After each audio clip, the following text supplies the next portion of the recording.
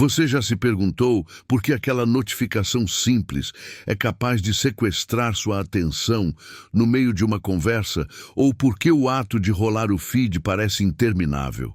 O celular se tornou uma extensão da nossa mão e a tela, um portal para uma realidade paralela que para muitos é mais real e recompensadora do que a vida lá fora. O que está acontecendo no seu cérebro? Estamos apenas conectados ou já estamos viciados? Nos próximos minutos, vamos mergulhar nos bastidores da mente, desvendando o design viciante das plataformas e o poderoso ciclo de dopamina que está roubando nosso tempo, nossa paz e, pior, a nossa identidade. Prepare-se para conhecer a chocante verdade por trás da obsessão global. E você, qual foi o momento mais inoportuno em que checou o celular? Conte nos comentários. Nos últimos anos, um fenômeno silencioso se instalou em nossas vidas, redefinindo o conceito de conexão e, para muitos, de vício.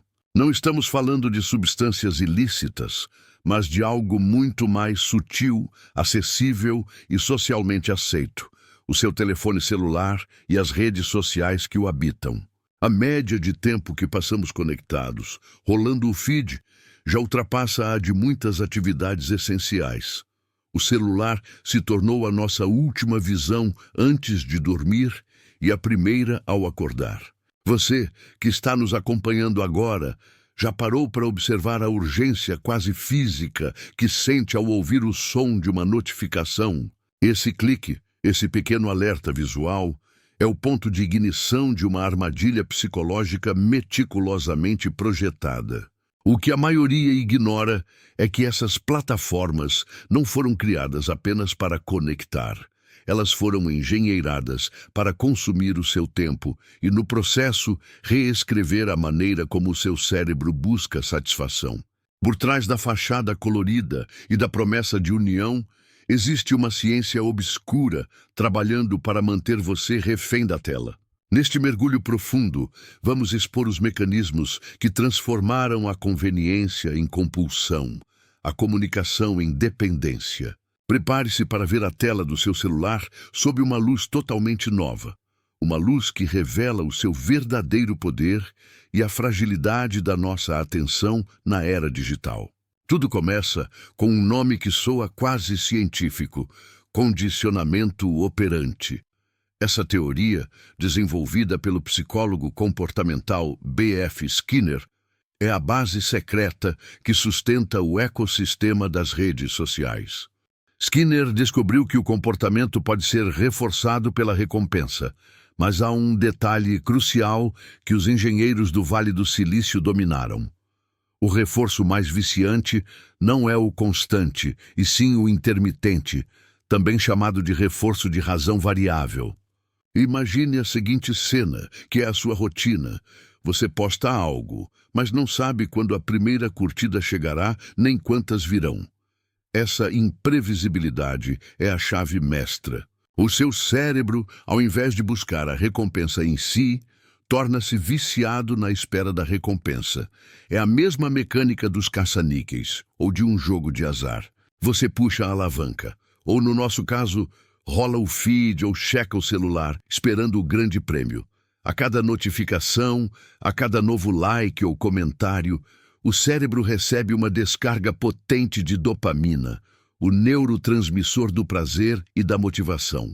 A dopamina não é o prazer, ela é o desejo pelo prazer. E esse desejo nos obriga a voltar. As redes sociais transformaram a validação social em uma dose barata, rápida e sempre disponível de dopamina. Essa sensação instantânea de recompensa anula a necessidade de buscar prazer em atividades que exigem esforço e paciência, como construir um hobby, dominar uma habilidade ou ter uma conversa profunda e demorada. O feed infinito, o ato de arrastar para atualizar a página, o famoso pull to refresh.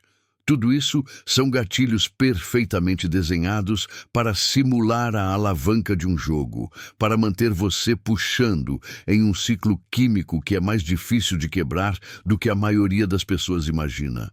A armadilha está montada. E a isca é a sua própria necessidade inata de ser notado e reforçado. É a ciência comportamental sendo usada para controlar a sua atenção. A base do vício não é puramente química. Ela se aprofunda na nossa necessidade psicológica de pertencimento e autoestima. As redes sociais oferecem um palco para a construção de um eu ideal, uma versão editada, filtrada e otimizada de quem gostaríamos de ser. O drama começa quando esse eu digital, cuidadosamente lapidado para agradar o algoritmo e o público, se torna mais importante e até mais real do que o eu real.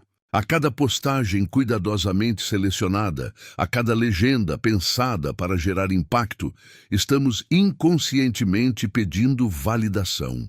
O like é o termômetro.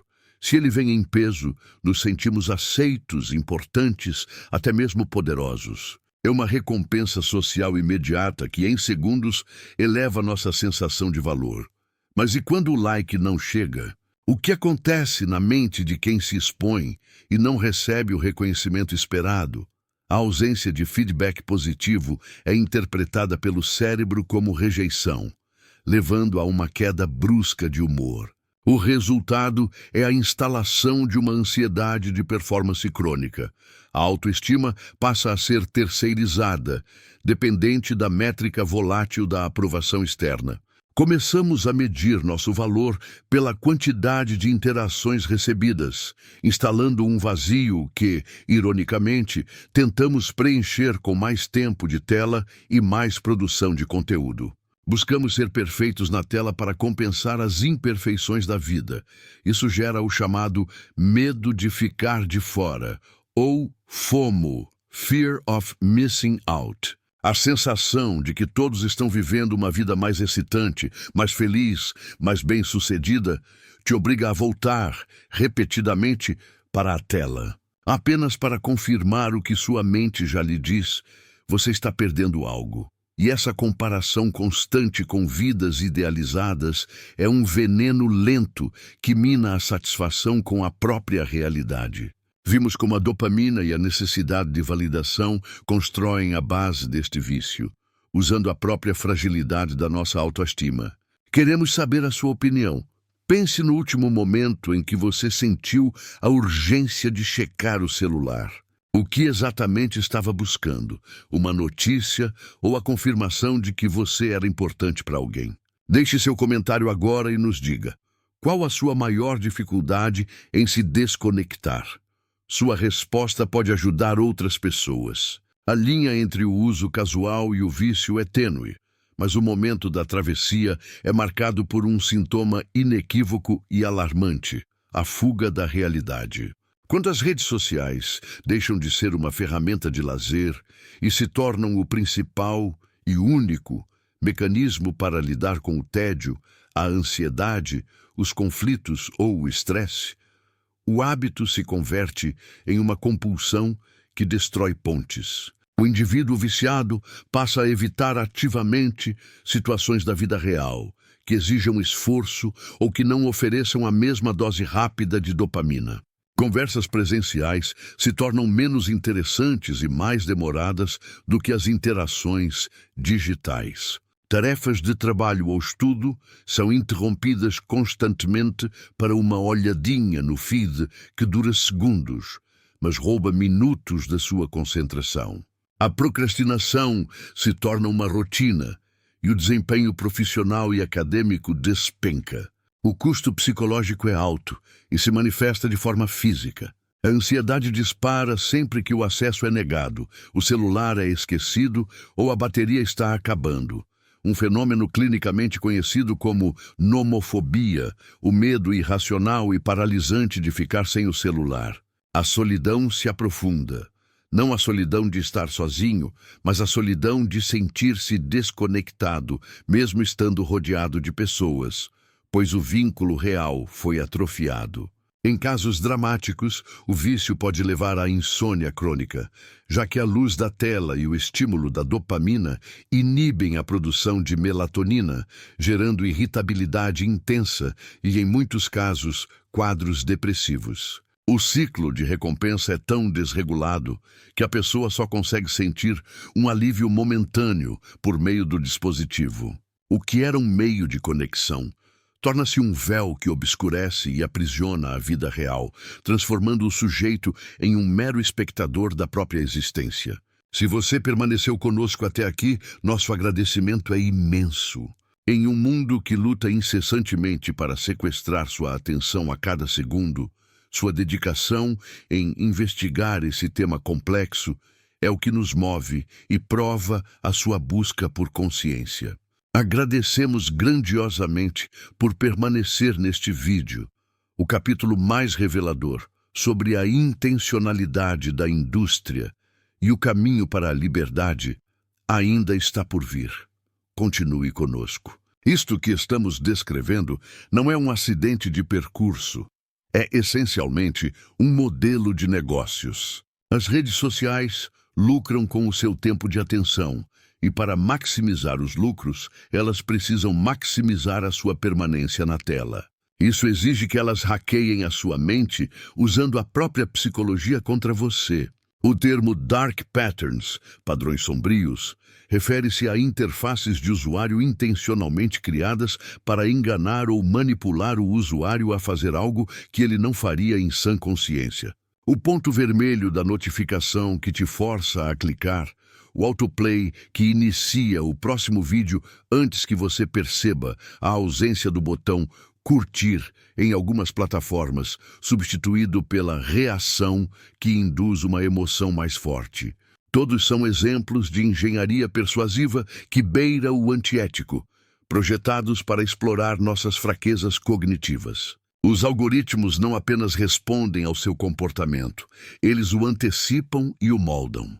Eles são capazes de detectar o momento em que você está ficando entediado ou ansioso, e nesse exato instante de vulnerabilidade, eles entregam um conteúdo mais impactante, controverso ou emocionalmente carregado para te manter conectado. Eles usam a sua curiosidade e até mesmo a sua raiva para prender a sua atenção. A sua ansiedade, o seu tédio e a sua necessidade de validação são a matéria-prima dessa indústria multibilionária. A intriga mais chocante é que o tempo de tela que você passa nessas plataformas não é usado para te melhorar ou te conectar de verdade. Ele está sendo usado para refinar a próxima técnica de aprisionamento. Você não está lutando contra a sua falta de força de vontade, mas contra equipes de psicólogos, neurocientistas e programadores que trabalham em tempo integral para quebrar a sua capacidade de atenção e vender esse tempo para anunciantes. O seu celular não é mais uma ferramenta, é um controle remoto para o seu cérebro, operado à distância pela indústria. A boa notícia, e é fundamental que ela seja dita, é que o vício em redes sociais, por ser comportamental, é reversível através de uma reengenharia mental e de um esforço consciente. O primeiro e mais dramático passo é a consciência total de que você está sendo manipulado. Você precisa ver a matriz para poder sair dela. A estratégia não é demonizar o celular, mas sim restabelecer limites soberanos e assumir o controle da sua própria rotina. Comece com pequenas vitórias que quebram o ciclo da dopamina. Desativar todas as notificações que não sejam de pessoas. As notificações de aplicativos são as mais destrutivas para a sua atenção. Crie zonas livres de celular, como o quarto, a mesa de jantar e, crucialmente, a primeira e a última hora do dia. Não use o celular como despertador. O objetivo é interromper o ciclo de reforço intermitente. Substitua o reforço rápido e vazio por reforço de longo prazo e satisfação real. Isso significa voltar a atividades que oferecem satisfação sustentável. Ler um livro, praticar um hobby ou, o mais importante, investir em interações sociais presenciais. Voltar a encarar a vida cara a cara, com todas as suas imperfeições e demoras, é o antídoto mais poderoso para a ansiedade digital.